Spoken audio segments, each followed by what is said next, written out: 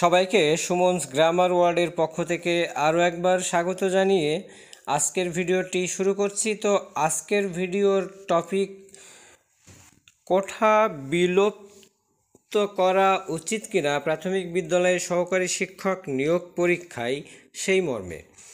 তো বেশ কয়েকদিন যাবৎ আপনারা আমার বিভিন্ন ভিডিওতে কমেন্ট করেছেন যে ভাইয়া এই কোঠা বিলুপ্ত বা কোঠা সংস্কার নিয়ে আপনি একটা ভিডিও দিন। তো আপনাদের জন্যই ভিডিওটি। তো আসলে আমি ক্ষুদ্র একজন ইউটিউবার, আমার কথা কর্তৃপক্ষ কতটুক নেবেন সেটা আমি জানি না, হয়তো বা নিবেও না, আমার কথা হয়তো তাদের কাছে পৌঁছাবেও না। কিন্তু সম্প্রতি অর্থাৎ 26 ডিসেম্বর প্রথম আলোর একটা প্রতিবেদন বা একটা কলামে বাংলাদেশের একজন স্বনামধন্য সাবেক মন্ত্রিপরিষদ সচিব আলী ইমাম মজুমদার স্যার, উনি সুন্দর একটা লেখা ছাপিয়েছেন। তো আমার মনে হয় অধিকাংশ ক্ষেত্রেই যারা সাধারণ প্রার্থী আছেন অবশ্যই তাদের সবার মনের কথা। তো এখন এই নিবন্ধটি আমি আপনাদেরকে পাঠ করে শোনাবো। তো এর মাঝে আমার নিজের ব্যক্তিগত কিছু মন্তব্যও থাকবে এবং আপনাদের জন্য সুযোগ থাকবে আপনাদের মতামত জানানোর জন্য। এবং আমরা এই ছোট পরিসর থেকে আস্তে আস্তে বড় পরিসরে যদি এই কোটা সংস্কার করাইতে পারি তো অবশ্যই সাধারণ প্রার্থীদের চাকরিটা নিশ্চিত হবে। তো বিশেষ করে এই কোঠা নিয়ে আমরা শুধুমাত্র সাধারণ প্রার্থীরা এবং কিছু ইউটিউবারই কথা বলেছি, কিন্তু এখন যেহেতু দেশের সুশীল সমাজ বা আমাদের যে সাবেক আলী ইমাম মজুমদার স্যার, সাবেক মন্ত্রিপরিষদ সচিব, ওনার মতো একজন ব্যক্তিত্ব প্রথম আলোর মতো একটা জাতীয় পত্রিকাতে যে লিখেছেন, এটা আসলে আপনাদের সবার জন্যই একটা আশার বাণী হতে পারে। তো আমরা চলুন কথা না বাড়িয়ে সরাসরি ওনার নিবন্ধটা পাঠ করি। দেশের সরকারি প্রাথমিক বিদ্যালয়গুলোর সহকারী শিক্ষক পদে অতি সম্প্রতি 37,000-এর বেশি প্রার্থীকে নিয়োগ দেওয়া হয়েছে। এটা জেনে সবারই ভালো লাগার কথা। শিক্ষা ব্যবস্থার ভিত্তি স্তরে তারা পাঠদান করবেন। শিক্ষক ঘাটতি পূরণ করতেও এ নিয়োগ সুফল দেবে কিছুটা। এত তরুণ তরুণীর একসঙ্গে নিয়োগ পাওয়াও দেশের চাকরির বাজারের জন্য সুসংবাদই বটে। তবে এর ভেতরে কিছুটা ক্ষোভ লক্ষ্য করা যাচ্ছে। আসলে ভেতরের ক্ষোভটা কি সেটা আপনারা সবাই বুঝতে পারছেন, যেখানে প্রায় 1 লক্ষ ছেলে প্রার্থী পরীক্ষা দিয়ে সেখান থেকে সাধারণ কোঠায় অর্থাৎ মেধার ভিত্তিতে মাত্র 5,115 জনের চাকরিটা হওয়া, অবশ্যই বাকি মানুষের, বাকি ছেলে প্রার্থীদের যাদের কোনো কোঠা নেই, অবশ্যই মনে একটা ক্ষোভ থাকতে পারে। সংবাদ মাধ্যম সূত্রে জানা যায়, এ ক্ষোভ নিয়োগ পরীক্ষার কোনো ত্রুটি বিচ্যুতি নিয়ে নয়, পূর্ব নির্ধারিত যথাযথ নিয়মনীতি মেনেই হয়েছে নিয়োগ পরীক্ষার সব পর্ব। তবে উল্লেখ করতে হয়, নিয়োগ বিধি অনুসারে এ চাকরির শূন্যপদ পূরণ করতে হয় প্রতি উপজেলায় যথাক্রমে 60 ও 20% পদে নারী ও শিক্ষক কর্মচারীর পোষ্যদের মধ্য থেকে। উন্মুক্ত রয়েছে অবশিষ্ট 20%। সেটাকে মেধা কিংবা সাধারণ কোটা বলে উল্লেখ করা যায়। উল্লেখিত কোটা ব্যবস্থার যৌক্তিকতা নিয়ে এখানে প্রশ্ন আসছে, দাবি উঠছে এগুলো রদ করে পুরো মেধার ভিত্তিতে নিয়োগ দেওয়ার জন্য। উল্লেখ করতে হয়, প্রাথমিক বিদ্যালয়ের সহকারী শিক্ষকের পদটি বেতন স্কেলের 13তম গ্রেড। 3-4 বছর আগে নিয়োগ পর্বে সব চাকরিতে ব্যাপক ভিত্তিক কোটা ব্যবস্থা ব্যাপক জন অসন্তোষের ভেতর অনেক পর্যালোচনা করে আলোচ্য গ্রেড পর্যন্ত বাতিল করা হয়। সিদ্ধান্ত হয় এই স্তর পর্যন্ত নিয়োগ পর্বে শুধু মেধাকে ভিত্তি হিসেবে বিবেচনা করতে হবে। সুতরাং দাবিটি উপেক্ষা করার মতো এমনও বলা যাবে না। বিষয়টি বিভিন্ন আঙ্গিকে বিবেচনা করার প্রয়োজন রয়েছে। প্রথমে বলতে হয়, এ পদ বেতন স্কেলের এক ধাপ নিচে ছিল। শিক্ষকদের জোরদার দাবির মুখে উন্নীত করা হয় এটি। সুতরাং সোজাসাপটা বলার থাকে, পদের মান ও সঙ্গে বেতন ভাতাদি বৃদ্ধির পাশাপাশি এর নিয়োগের বিধানও কোটা সংক্রান্ত সরকারের প্রচলিত সাধারণ নীতিমালার আওতায় আসার কথা। সে অনুসারে সংশোধন হওয়া প্রয়োজন প্রচলিত নিয়োগ বিধি এবং কোটা সংরক্ষণ বিষয়ক বিধানগুলোর। প্রাথমিক শিক্ষক নিয়োগের ক্ষেত্রে নারীদের এখনও সমাজের অনগ্রসর অংশ বলে বিবেচনা করা যায়, তবে শিক্ষক কর্মচারীর পোষ্যদের এ ধরনের বিবেচনার কোনো সুযোগ নেই। প্রাথমিক বিদ্যালয়ের শিক্ষকদের চাকরির সুবিধাদি এখন অতীতের তুলনায় অনেক আকর্ষণীয়, তাই থাকুক, তবে অবশ্যই বলতে হবে তাদের কর্মসময় বেশ কম, ছুটি ছাটাও রয়েছে যথেষ্ট। তো এখানে একটা বিষয় স্পষ্ট আপনারা বুঝতে পারছেন যে এখানে আসলে পোষ্য কোটার ব্যাপার নিয়েই যে ক্ষোভ বা অসন্তোষ সেটা আসলে প্রতিফলিত হয়েছে। আমি আমার পূর্ব ভিডিওগুলোতে আপনাদের বলেছি যে যে কৃষকের ছেলে সে 60 পেয়ে চাকরি পাবে না, যে শিক্ষকের ছেলে 55 পেয়ে চাকরি পাবে, এটা আসলেই খুবই মর্মদায়ক এবং পীড়াদায়ক। তার মানে শিক্ষকের ছেলেই শিক্ষক হচ্ছেন এবং কৃষকের ছেলে তাকে বাধ্য হয়ে কিন্তু চাকরি না পেয়ে ওই কৃষিকাজে নিয়োজিত হচ্ছে, ব্যাপারটা এরকম। তবে এ ধরনের কিছু করতে গোটা বিষয়টিকে খোলা মন দিয়ে পর্যালোচনা করা দরকার। কোটা সংক্রান্ত সরকারের ব্যাপক ভিত্তিক সিদ্ধান্তটির ব্যতিক্রম ও ক্ষেত্রবিশেষ হতে পারে। ভিত্তি স্তরে প্রাথমিক শিক্ষক নিয়োগের পর্যায়েও থাকতে পারে এর কিছু আবশ্যকতা। প্রথমেই আসে নারীদের জন্য 60% কোটা সংস্কারের বিষয়টি। 1970 ও 80 এর দশকে সংযোজন ও সম্প্রসারণ হয় এতদা সংক্রান্ত বিধানের। বলা হয়েছিল প্রাথমিক বিদ্যালয়ের ছাত্রছাত্রীরা শিশুদের সঙ্গে লালন পালনের পাশাপাশি বেড়ে ওঠার পর্যায়ে শিক্ষাদানের ক্ষেত্রেও নারীর একটি সহজাত সম্পর্ক রয়েছে, তাদের এই স্থান পুরুষেরা পুরোপুরি পূরণ করতে পারেন না।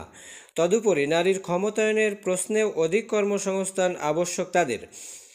আর আমাদের সামাজিক প্রেক্ষাপটে শিক্ষিত নারীর কর্মসংস্থানের একটি আদর্শ ক্ষেত্র প্রাথমিক বিদ্যালয়ের শিক্ষকতা, কেননা প্রধানত কাজটি অনেকটা স্থানীয় পর্যায়ের আর কর্মঘণ্টাও প্রকৃতপক্ষে কম। এসব যুক্তি ফেলার মতো নয়, তবে বাস্তবতা পরিবর্তনশীল। এখন মেয়েরা পাবলিক পরীক্ষা সহ লেখাপড়ায় ভালো করছেন, বিসিএস ও বিভিন্ন প্রতিযোগিতামূলক পরীক্ষায় ছেলেদের সঙ্গে পাল্লা দিয়ে মর্যাদাসম্পন্ন পদগুলোর নিয়োগ পাচ্ছেন তারা মেধার জোরেই। চাকরি করছেন যোগ্যতার সঙ্গে, সচিবসহ সরকারের অনেক দায়িত্বপূর্ণ অবস্থানে পদায়ন হচ্ছে তাদের। সেক্ষেত্রে প্রাথমিক শিক্ষক নিয়োগে এখনও মেয়েদের কিছু সংরক্ষণের প্রয়োজনীয়তা থাকতে পারে, তবে এর পরিমাণ দ্রুত কমিয়ে আনা দরকার। কেননা এভাবে নিয়োগ দিতে গিয়ে সম্মিলিত মেধা তালিকা থেকে সাধারণত ওপরের দিকে অবস্থানকারী পুরুষ প্রার্থীদের বাদ দিয়ে নিচের দিকে নিয়োগ দিতে হয়। এতে শিক্ষক ও শিক্ষার মান উন্নীত না হচ্ছে ক্রমনিম্নমুখী। এর নেতিবাচক প্রভাব সামগ্রিক শিক্ষা ব্যবস্থায় পড়ার কথা এবং পড়ছেও দীর্ঘদিন ধরে, তো চলছে ব্যবস্থাটি এবার পেছনের দিকে ফিরে দেখার সময় হয়েছে। তো এই লাইনগুলোতে আপনারা স্পষ্টই কিন্তু বুঝতে পারছেন যে একজন ছেলে সে এমনও হয়েছে, আমার অনেক কমেন্ট আছে ভিডিওতে, আপনারা দেখে নেবেন যে কোনো ছেলে 65, 66, 67 মার্ক পেয়ে কিন্তু চাকরি হয়নি। আবার দেখবেন অনেক মেয়েদের 43, 42, 43 পেয়েও কিন্তু চাকরিটি হয়েছে। একটি ছোটোখাটো জরিপ পরিচালনা করলেই উপরোক্ত দাবির সত্যতা পাওয়া যাবে। এ পরিপ্রেক্ষিতে মেয়েদের প্রাধিকার কোটার পরিমাণ কমিয়ে দেওয়া যৌক্তিক হবে। এটা 20% নির্ধারিত হলে প্রতিযোগিতার মাধ্যমেও তাদের কিছু অন্তর্ভুক্তি সামগ্রিক অনুপাত 50%-এর কাছাকাছি নিয়ে যাবে। অর্থাৎ এখানে যদি কোটা থাকে 20%, এটা 20% মেয়েদের জন্য সংরক্ষিত থাকবে। তো এবং সাধারণ প্রার্থীদের মধ্যেই মেধার ভিত্তিতে সেখানেও কিন্তু মেয়েরা অনেক চলে আসবে, যার কারণে এই 20% এবং মেধার ভিত্তিতে সামগ্রিকভাবেই 50% কিন্তু মেয়েরাই থাকবে। এরপর আসছে পোষ্য কোটা প্রসঙ্গে। প্রাথমিক বিদ্যালয়ের শিক্ষক কর্মচারীদের পোষ্যদের নিয়ে শতকরা 20টি পদ কোন যুক্তিতে সংরক্ষণ করা হচ্ছে সেটা বোধগম্য নয়। সংবিধান বলছে প্রজাতন্ত্রের কর্মে সকলের নিয়োগ লাভের সমান অধিকার থাকবে। এর সোজাসাপটা ব্যাখ্যা হলো নিয়োগ হবে মেধার ভিত্তিতে, তবে সমাজের অনগ্রসর শ্রেণীর জন্য চাকরি সংরক্ষণের বিশেষ ব্যবস্থার ক্ষমতাও সংবিধান সরকারকে দিয়েছে। প্রাথমিক শিক্ষক নিয়োগের ক্ষেত্রে নারীদের এখনও সমাজের অনগ্রসর অংশ বলে বিবেচনা করা যায়, তবে শিক্ষক কর্মচারীর পোষ্যদের এ ধরনের বিবেচনার কোনো সুযোগ নেই। প্রাথমিক বিদ্যালয়ের শিক্ষকদের চাকরির সুবিধাদি এখন অতীতের তুলনায় অনেক আকর্ষণীয়, তাই অবশ্যই বলতে হবে তাদের কর্মসময় বেশ কম, ছুটি ছাটাও রয়েছে যথেষ্ট। এর মধ্যেও দূর দূরান্তের প্রতিষ্ঠানগুলোয় শিক্ষকদের উপস্থিতি সাধারণত অনিয়মিত বলে প্রতিষ্ঠিত ও সঙ্গত অভিযোগ রয়েছে। অবশ্য এমনটা সবাই করেন তা নয়। শ্রেণী হিসেবে তারা সমাজে অত্যন্ত প্রয়োজনীয় ও মর্যাদা সম্পন্ন হলেও দায়িত্ব সম্পাদনে তাদের অহীনা ও ক্রমনিম্নমান সম্পর্কে অনেক জরিপ করে জানা যায়। মাঠ প্রশাসনে আমার দীর্ঘকালীন চাকরির অভিজ্ঞতা তাই বলে। মাধ্যমিক বিদ্যালয়ের শিক্ষকেরা অভিযোগ করেন যে প্রাথমিক থেকে মাধ্যমিক পর্যায়ের ভর্তির জন্য তারা নিম্নমানের শিক্ষার্থী পেয়ে থাকেন। বিষয়টি সর্বত্রভাবে উপেক্ষা করার সুযোগ নেই।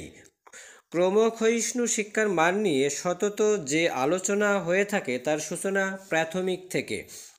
এ বিষয়ে আলোচনা দীর্ঘায়িত করা অনাবশ্যক, তবে বিনা দ্বিধায় বলা চলে আইনত ও ন্যায়ত কোনো কারণেই নিয়োগের জন্য তাদের পোষ্যরা কোনো কোঠা পেতে পারে না। এ ধরনের অনৈতিক ও সংবিধানের মৌলিক অধিকারের সঙ্গে সাংঘর্ষিক কোঠা তারা ছাড়া রেলওয়ে আরও কিছু স্থানে রয়েছে। কোঠা সংস্কার আন্দোলন চাঙ্গা হলে সরকার জেদ না ধরে 13তম গ্রেড পর্যন্ত নিয়োগ পর্যায়ে সব কোঠা রদ করে। কাজটি হয় বর্তমান সরকারের সময়কালেই। মেধাকে দেওয়া হয় প্রাধান্য। এক্ষেত্রে যে কোনো স্তরে, এমনকি 20তম গ্রেডেও পোষ্য কোটায় নিয়োগ সব চাকরিতে বন্ধ করা দরকার। প্রাথমিক বিদ্যালয়ের সহকারী শিক্ষকদের নিয়োগ পর্যায়ে সব কোঠা বাদ দেওয়ার দাবি করা হচ্ছে না। একটি পরিমাণে নারী কোঠা আরও কিছুকাল চালু রাখার বিষয়টি অনেক যৌক্তিক বলে মনে করেন। পশ্চাৎপদ জনগোষ্ঠী হিসেবে ক্ষমতায়নের প্রয়োজন এবং শিশুদের সঙ্গে সহজাত নৈকট্যের বিবেচনায় 20% শূন্যপদ আপাতত তাদের জন্য সংরক্ষণ করা যায়। ফলে শতকরা 80 জন নিয়োগ পাবেন মেধার ভিত্তিতে। তাদের মধ্যে নিশ্চিতভাবেই বেশ কিছু নারীও থাকবেন। এভাবে কয়েক বছর চলার পর প্রাথমিক বিদ্যালয়ের শিক্ষার মান, নারী শিক্ষকের অনুপাত ইত্যাদি জরিপ করে আরও প্রয়োজন হলে সে ব্যবস্থার সংশোধন আসতে পারে। মূলত আমরা চাই প্রাথমিক বিদ্যালয়ের শিক্ষার মান ও ভিত মজবুত হোক, আর এর প্রয়োজনে তুলনামূলক যারা মেধাবী সহকারী শিক্ষক নিয়োগকালে থাকুক তাদের প্রাধান্য। এতে ধীরে ধীরে হলেও মান উন্নীত হওয়ার কথা দেশের প্রাথমিক শিক্ষা ব্যবস্থার। এর সুফল কালক্রমে প্রভাব রাখবে ওপরের সব স্তরগুলোতে। তো ভিউয়ার, আপনারা নিবন্ধটি মনোযোগ দিয়ে অবশ্যই শুনবেন এবং আমার মনে হয় অধিকাংশ সাধারণ প্রার্থী যারা আছেন, যারা একটি কোঠার অভাবে চাকরি পাচ্ছেন না মেধা থাকা সত্ত্বেও, একেবারেই স্যার তাদের মনের কথাগুলো খুলে বলেছেন। তো যদি সরকারের উপর মহল বা কর্তৃপক্ষ চান বা প্রাথমিক অধিদপ্তর এবং প্রাথমিক ও গণশিক্ষা মন্ত্রণালয় বিষয়টার দিকে দৃষ্টি রাখেন, তো অবশ্যই সামনের সার্কুলার আগেই এই সংস্কারটা যদি হয় তো সেটা সবার জন্যই মঙ্গলজনক হবে। তো আজকের মতো এ পর্যন্ত। ভিডিওটি ভালো লাগলে অবশ্যই একটি লাইক দিবেন, আর মন্তব্য থাকলে অবশ্যই জানাতে ভুলবেন না। চ্যানেলটি নতুন দেখে থাকলে সাবস্ক্রাইব করে পাশে থাকবেন। প্রাথমিক নিয়োগ সংক্রান্ত বা যে কোনো চাকরি নিয়োগ সংক্রান্ত যে কোনো আপডেট তথ্য আপনাদের সাথে সবসময় সরবরাহ করা হয় এবং সঠিক তথ্য দেওয়ার চেষ্টা করা হয়।